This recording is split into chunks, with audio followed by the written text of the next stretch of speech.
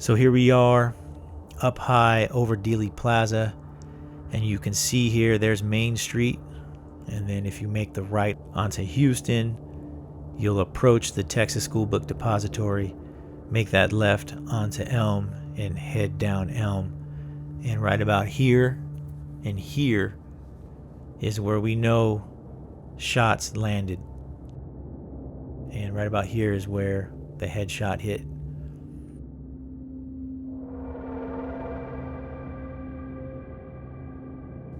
And after the shots, this here is where the president's motorcade sped through the triple underpass and headed to Parkland. From Dallas, Texas, the flash, apparently official, President Kennedy died at 1 p.m. Central Standard Time, 2 o'clock Eastern Standard Time, some 38 minutes ago. The president's body was then taken to Love Field Airport and placed upon Air Force One, where then Vice President Lyndon B. Johnson was sworn in as new president. I saw the president grab at his throat, and he moved to his left violently, and I knew something was wrong. And so I jumped from the follow-up car, ran toward the presidential vehicle with the idea of getting on top of the rear of the car to form a protective barrier behind President and Mrs. Kennedy to prevent any further damage from being done.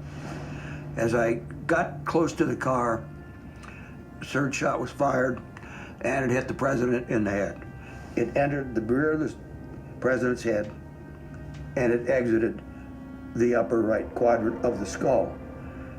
And blood and brain matter and bone fragments came out of the wound, came over the back of the car, over Mrs. Kennedy, and onto myself.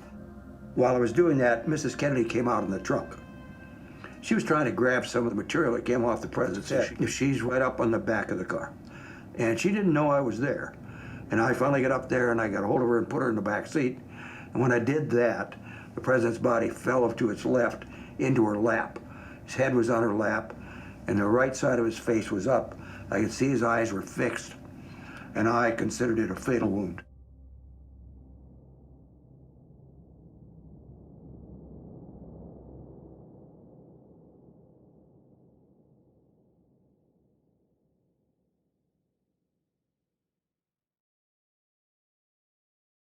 Here we are back at Dealey Plaza on the ground. Footage shot by Jose Gomez for Positive Negative Photography. George Dealey was a Dallas, Texas businessman, and he was a longtime publisher of the Dallas Morning News and owner of the A.H. Bello Corporation. The plaza was named in his honor in 1934. And of course, the plaza has gained notoriety.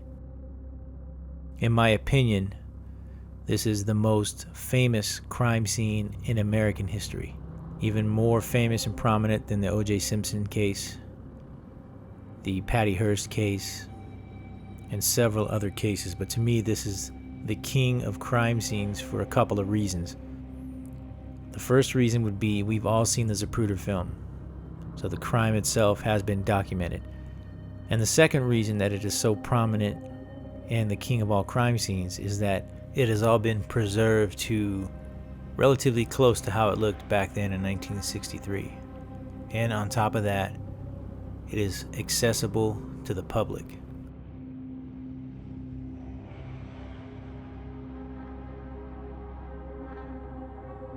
Here, Jose is standing on the Zapruder pillar where Abraham Zapruder shot the infamous 8mm footage of the assassination. There's some trees overgrown here, so we couldn't get the exact level, but it's close. So as you can see from where Jose is standing and shooting this, Abraham was really close to the shooting, and he kept the fortitude up to keep rolling to catch the headshot amidst all the chaos.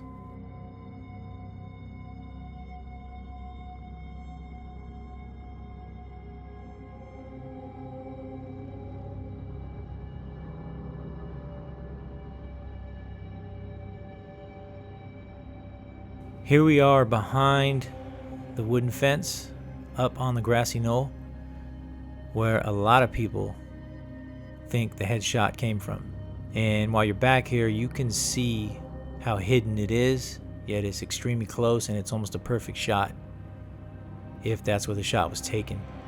And of course, there were several witnesses pointing up to the grassy knoll right after the shots, and a lot of people started running up that knoll thinking some of the shots were coming from there.